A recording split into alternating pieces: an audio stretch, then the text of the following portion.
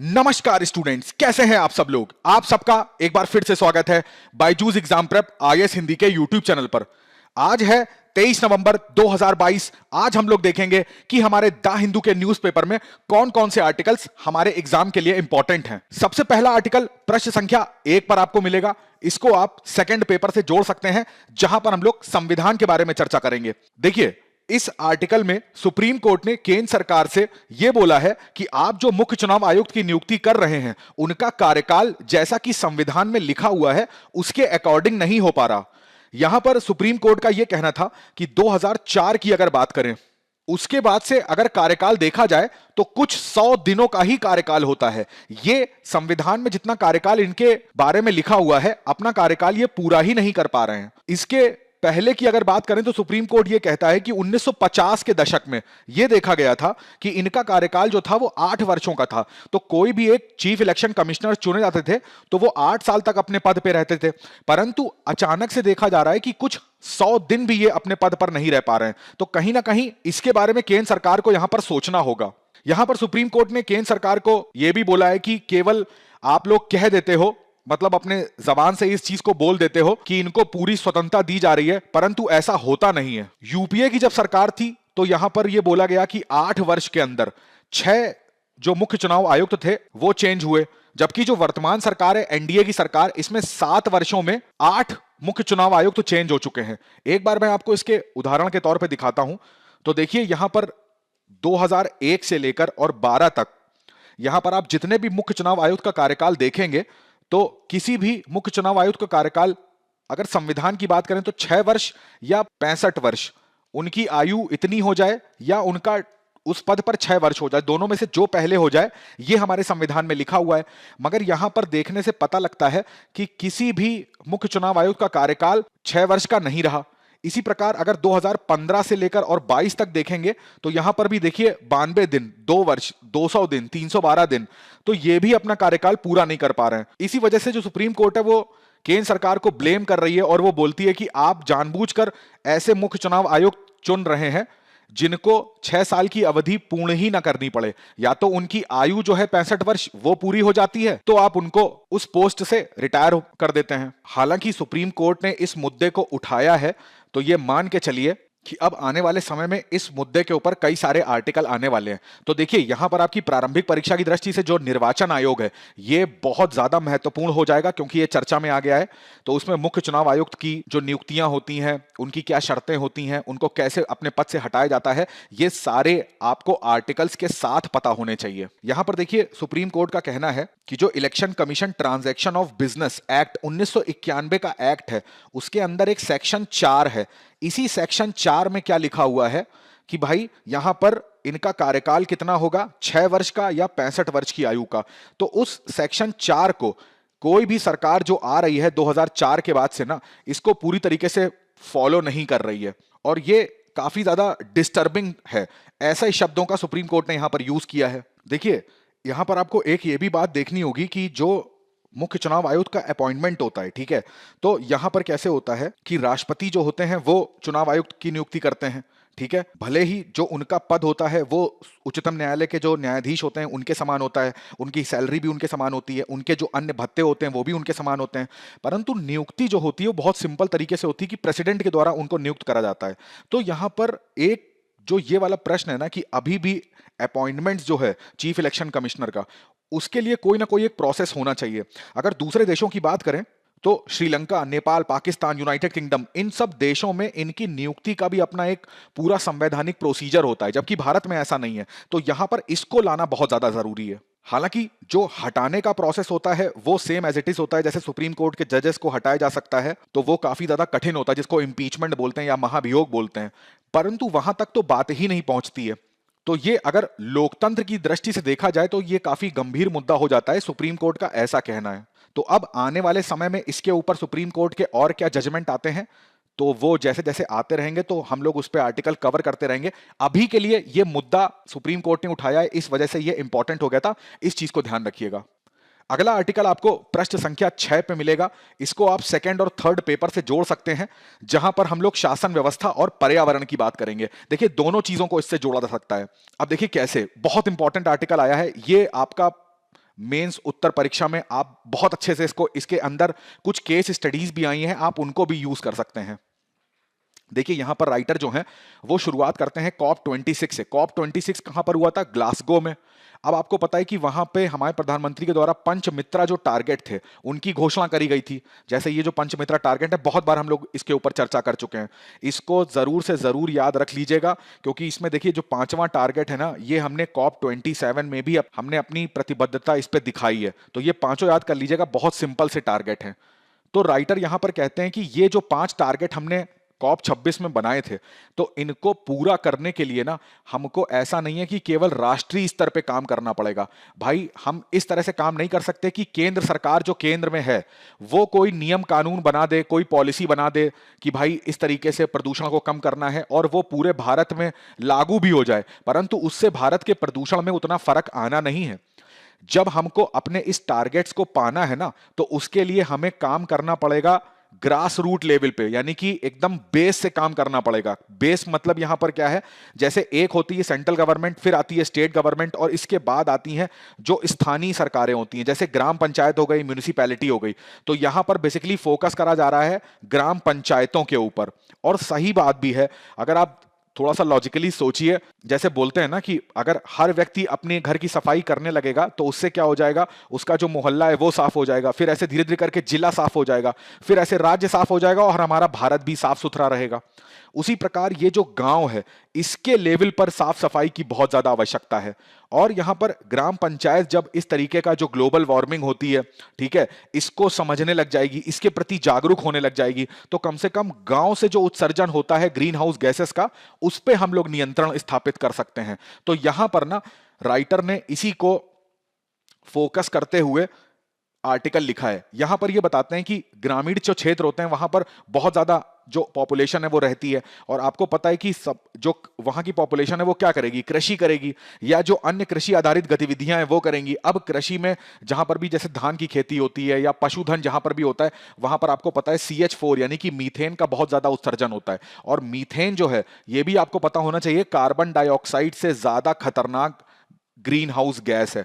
ठीक है, तो हमें ग्रामीण परिवेश में वर्कआउट करने की बहुत ज्यादा आवश्यकता है। अब यहां पर जो एक एग्जाम्पल लिया गया जिसके नाम से ये मीनागढ़ी आर्टिकल निकला हुआ है, ये बेसिकली क्या है? ये केरला के अंदर, आपको पता होगा वायनाड जिले के बारे में, तो वायनाड जिले की एक ग्राम पंचायत है मीनागढ़ी। इसका नाम याद रखिएगा, मोस्ट इंपॉर्टेंट केस स्टडी बताने जा रहा हूं मैं आपको। तो इस पंचायत ने करा क्या, बड़े ध्यान से सुनिएगा। इसने 2016 में अपनी पंचायत में कार्बन न्यूट्रल मीनागढ़ी ये परियोजना स्टार्ट करी। सोचिए ग्राम पंचायत के लेवल पर ये काम हो रहा है। कार्बन न्यूट्रल का मतलब क्या होता है भाई? अगर आपने 10 टन CO2 वायुमंडल में उत्सर्जित करी है, तो उतनी ही CO2 को सोखने के लिए भी अपना उपाय कर लीजिए। तो यानी कि अब न्यूट्रल हो गया, जितना कार्बन डाइऑक्साइड उत्सर्जित हुई उतनी ही आपने सोख ली। तो उसको बोला गया कि कार्बन न्यूट्रल मीनागढ़ी के नाम से ये लोग परियोजना स्टार्ट करेंगे। अब इस परियोजना में ये करते क्या थे?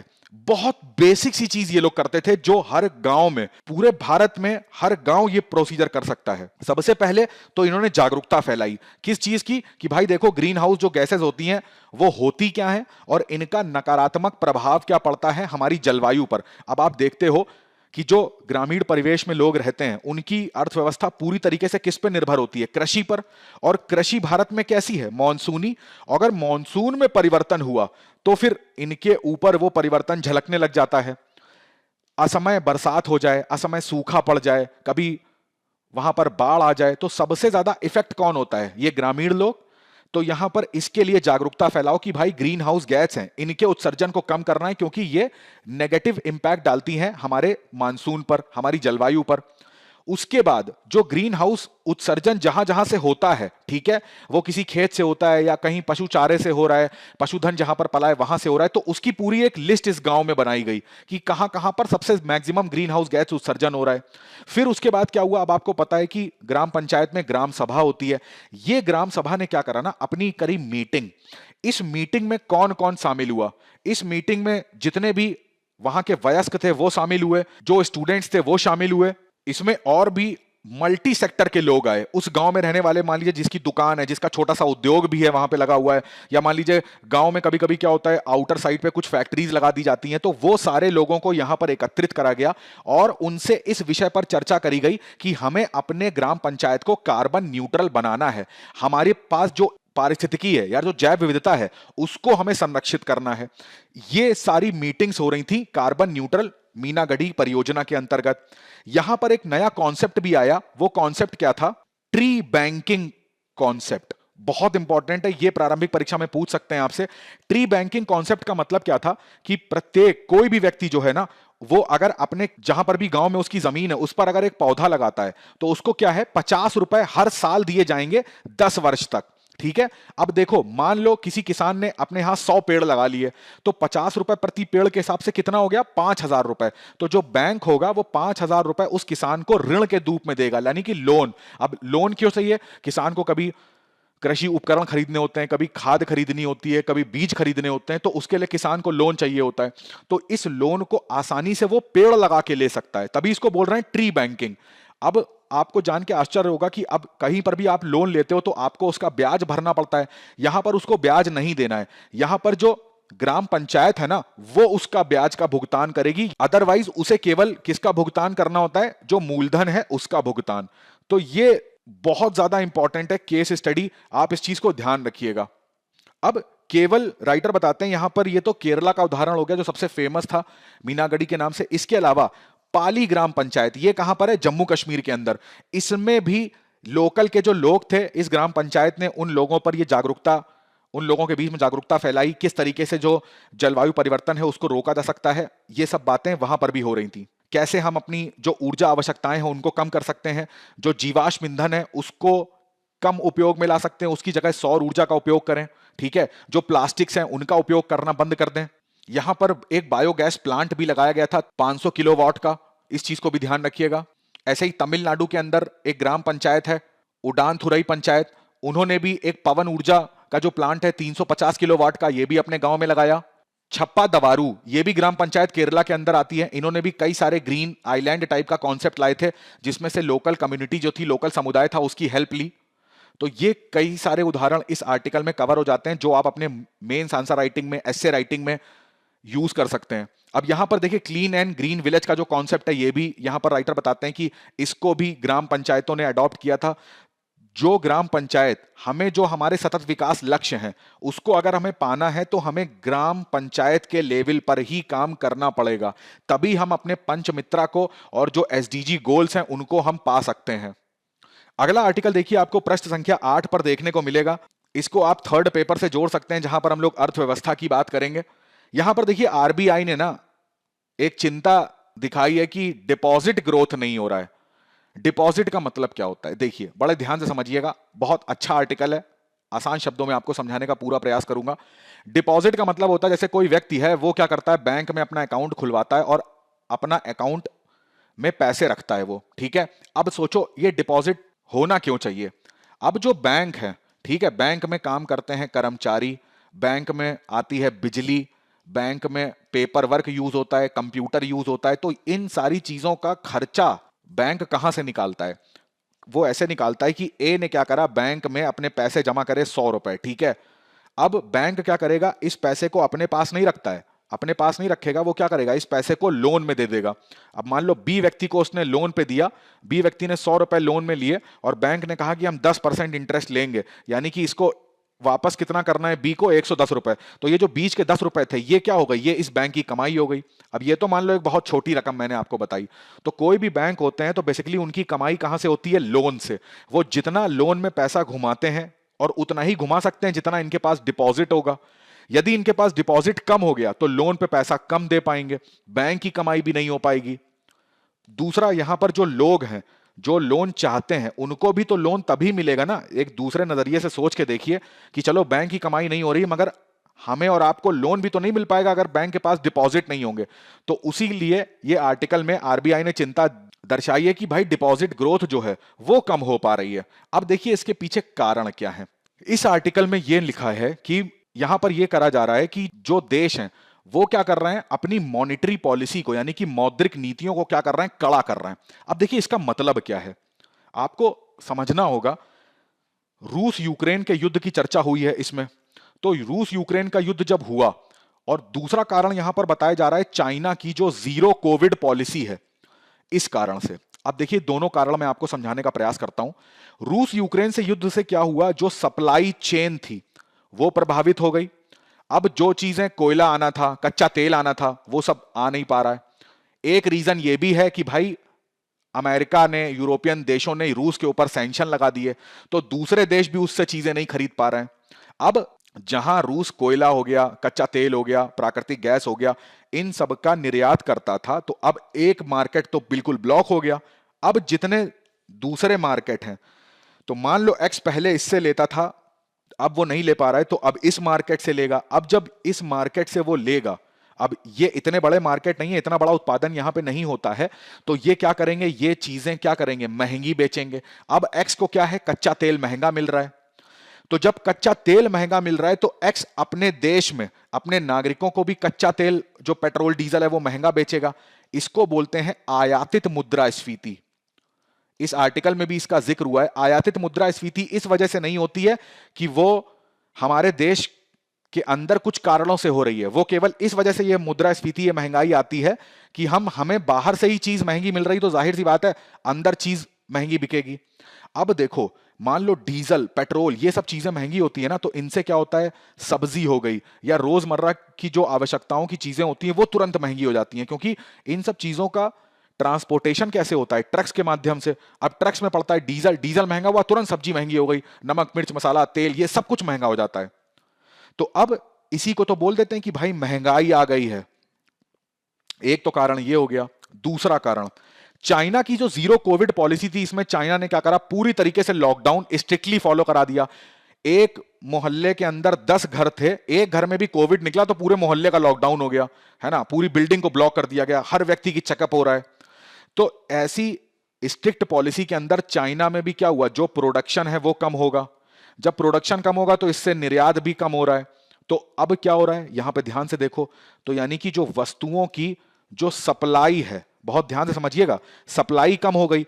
जब वस्तुओं की सप्लाई कम होती है और डिमांड तो ज्यादा है, तो क्या होता है, तो भी महंगाई होगी। भाई मार्केट में एक चॉकलेट बची है, मैं उस दुकान पे गया चॉकलेट लेने, मैंने कहा भैया वो चॉकलेट है 10 रुपए की। आप उस दुकान पे आ गए, आपने कहा कि भैया मुझे चाहिए, मैं 20 रुपए दे रहा हूं। एक तीसरा व्यक्ति आ गया, वो कहेगा मुझे 30 रुपए, मैं 30 रुपए दे रहा हूं। तो 10 रुपए की चॉकलेट कितने में बिक रही है, 30 रुपए में। अब उस मोहल्ले में जितनी दुकानें हैं, चॉकलेट तो लिमिटेड है, वो सब व्यक्ति क्या करेंगे, महंगा करके बेचेंगे, तो उससे भी महंगाई बढ़ रही है। तो दोनों चीजों से, रूस यूक्रेन मुद्दे की बात कर लें या चाइना की जीरो कोविड पॉलिसी की बात कर लें, प्रोडक्शन कम होगा तो भी महंगाई बढ़ेगी, सप्लाई चेन बाधित होगी तो भी महंगाई बढ़ेगी। अब पूरे विश्व में बढ़ रही है महंगाई।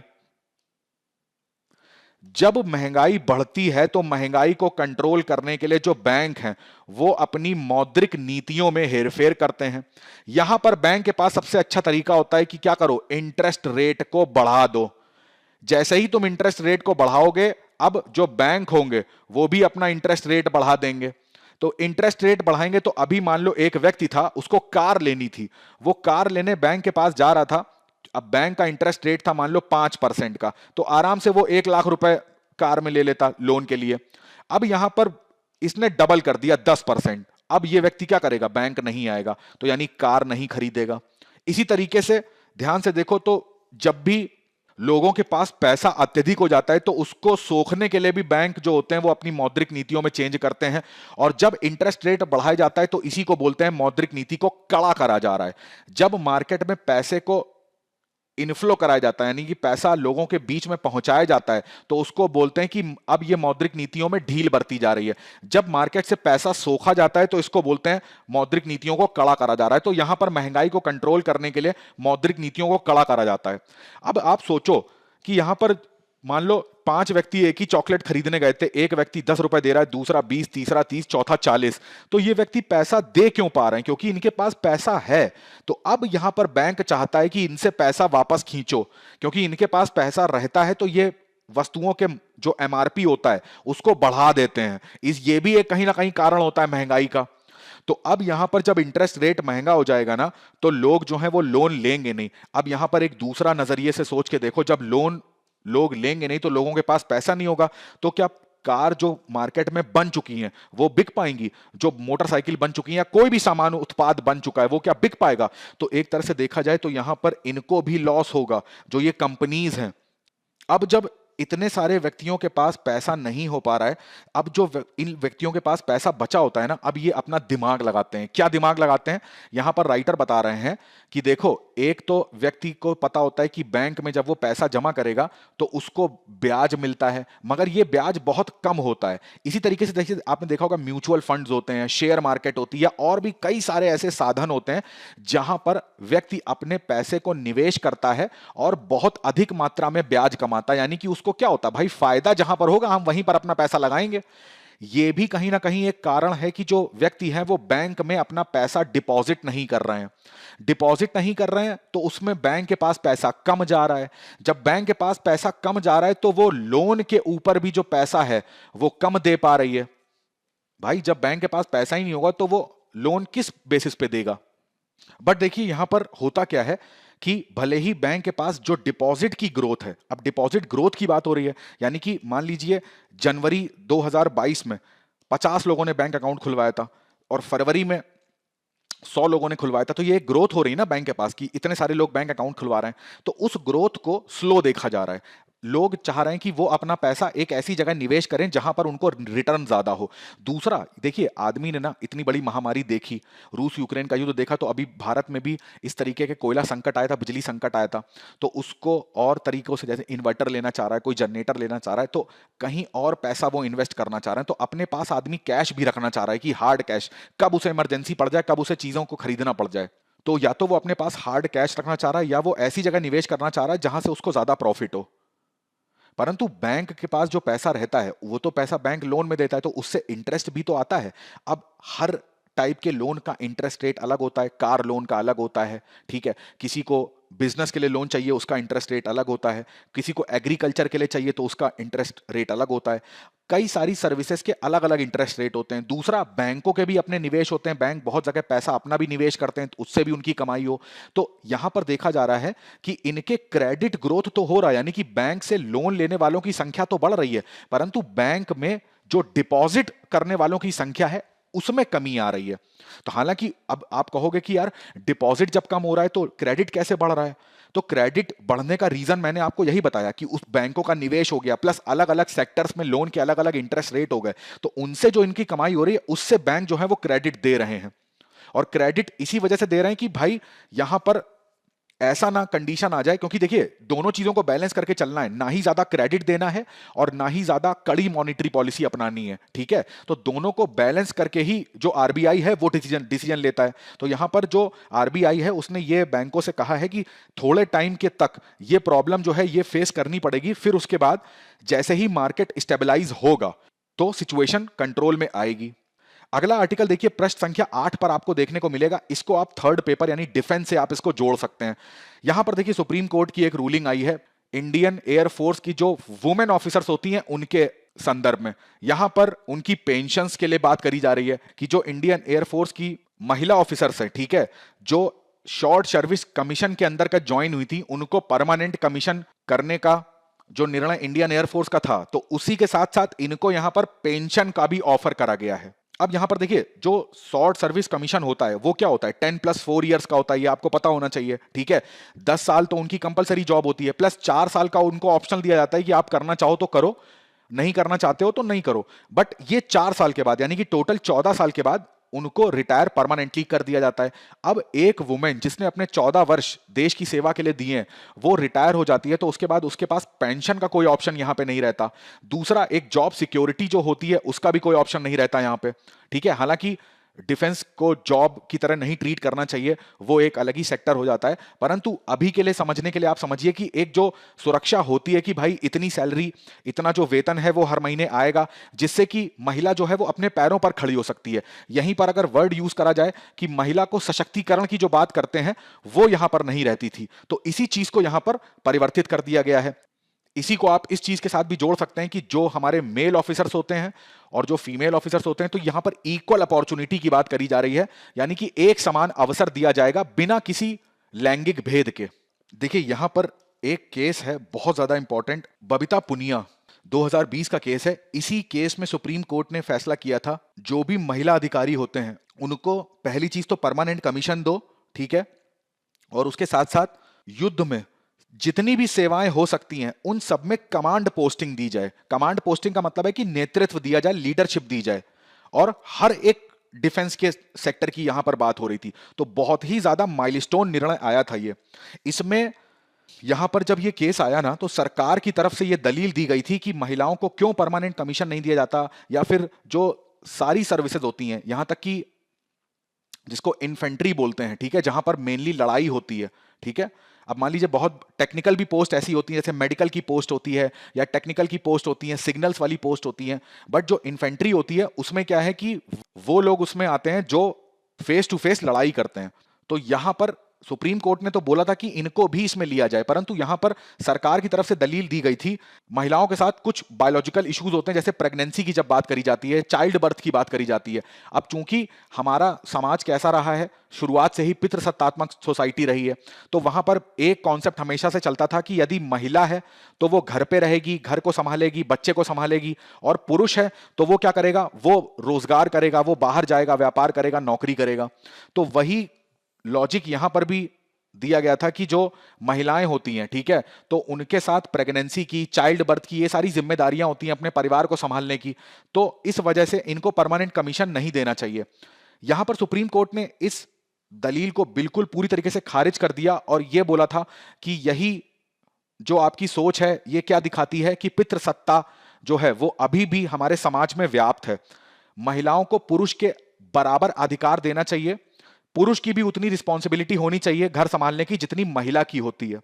अब देखिए ये वाला जो निर्णय सुप्रीम कोर्ट ने यहां पर जो ये चीज बोली है कि भाई शॉर्ट सर्विस कमीशन की जो ऑफिसर्स होती हैं, महिला ऑफिसर्स, उनको भी पेंशन दी जाए। देखिए इससे क्या है, एक तो मैंने जो जॉब सिक्योरिटी की बात करी थी महिला के पॉइंट ऑफ व्यू से, वो यहां पर उसको मिलेगी। दूसरी यहां पर लैंगिक समानता वाला पॉइंट भी कवर हो जाएगा, ठीक है, कि पुरुष और महिला दोनों के लिए समान रूल्स यहां पर बनाए जा रहे हैं। और इसी चीज को जब जॉब सिक्योरिटी होगी ना, तो आप इसको महिला सशक्तिकरण वाले मुद्दे से भी जोड़ सकते हैं। और देखिए इससे एक और पॉइंट मैं आपको बताऊं, अब मान लो पहले महिला थी, ठीक है, वो उसने शॉर्ट सर्विस कमीशन ज्वाइन करा, अब 14 साल की नौकरी है, उसके बाद जो पेंशन वाली प्रॉब्लम थी वो अलग थी। तो दूसरी जो महिलाएं हैं ना, वो उनको क्या लगता है कि भाई इस सेक्टर में अगर वो अप्लाई करती हैं जॉब के लिए तो ये प्रॉब्लम्स उनको भी फेस करनी पड़ेंगी, तो वो क्या है, वो इस सेक्टर में अप्लाई नहीं करेंगी। तो महिला जो है वो डिफेंस सेक्टर में ज्वाइन के लिए थोड़ा सा डिमोटिवेशन फील होता है, तो ये भी यहां चीज खत्म हो जाएगी। अब दूसरी जो महिलाएं हैं उनको लगेगा कि उनको भी डिफेंस ज्वाइन करनी चाहिए, क्योंकि वो सारी सर्विसेज, वो सारी फैसिलिटी जो मेल ऑफिसर्स को मिलती है वो सारी वुमेन ऑफिसर्स को भी मिलेगी। तो एक तरीके से डिफेंस के प्रति आकर्षित होंगी दूसरी महिलाएं। अब अगर इंडियन आर्मी की बात करें ना, तो इंडियन आर्मी में एक रिपोर्ट आई थी जिसमें 3% केवल वुमेन ऑफिसर्स अभी भी यहां पर हैं, जबकि अगर संयुक्त राज्य अमेरिका की बात करेंगे तो 16%, फ्रांस की बात करें तो 15%, यहां तक कि रूस और यूक्रेन में भी 10% उनकी फोर्सेस में वुमेन ऑफिसर्स हैं। दूसरा देखिए, ये तो चीज सुप्रीम कोर्ट ने कर दी, बट क्या इसमें कुछ चैलेंजेस नहीं आएंगे, कुछ चुनौतियां नहीं आएंगी? तो बिल्कुल आएंगी। देखिए जो पितृसत्तात्मक सोच वाली बात है ये तो हमारे समाज में है ही, ठीक है, तो सुप्रीम कोर्ट के कह देने से या फिर सरकार के नियम कानून बना देने से वो चीजें उतने लेवल पर सक्सेस नहीं मिलेगा जितना यदि हमारे समाज के अंदर, हमारे परिवार के अंदर जब महिला और पुरुष को इक्वल समझा जाएगा। सबसे बड़ी चुनौती तो यहां पर यही आएगी कि जो हमारे सोच में पितृसत्तात्मक सत्ता की सोच है, हमें उसको हटाना पड़ेगा।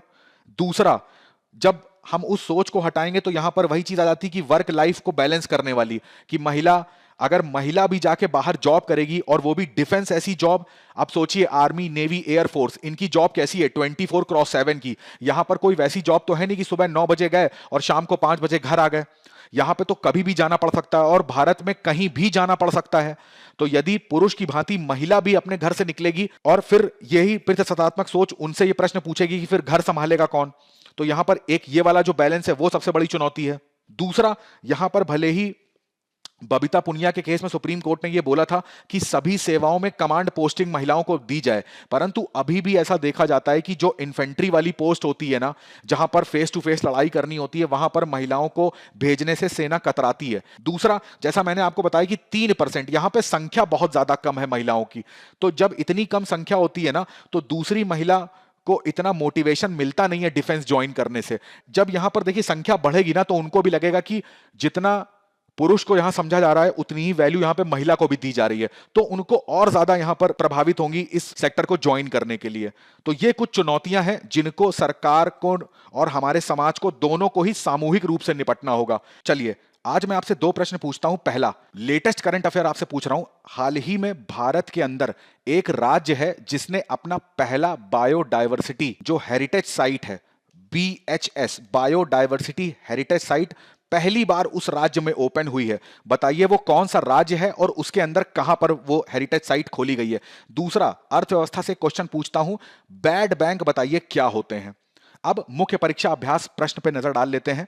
पहला प्रश्न, भारत में मुख्य चुनाव आयुक्त के लिए लघु कार्यकाल भारत के लोकतांत्रिक मूल्यों पर सीधा हमला है। समालोचनात्मक विश्लेषण आपको करना है। दूसरा प्रश्न है, सशस्त्र बलों में महिलाओं को स्थायी कमीशन की आवश्यकता पर चर्चा करें और इसे साकार करने में आने वाली चुनौतियों का विश्लेषण करें। दोनों ही प्रश्नों को लिखने का प्रयास जरूर करिएगा। आज के सत्र में बस इतना ही रखते हैं। मैं आशा करता हूं आज का सत्र आपको अच्छा लगा होगा। अच्छा लगा है तो इस वीडियो को लाइक, शेयर और सब्सक्राइब करना बिल्कुल मत भूलिएगा। मिलते हैं द हिंदू के अगले सत्र में कुछ नए आर्टिकल्स के साथ। तब तक अपनी पढ़ाई करते रहिए, स्वस्थ रहिए और सबसे इंपॉर्टेंट, अपने माता पिता का बहुत सारा ध्यान रखिए। आप सभी का बहुत बहुत धन्यवाद।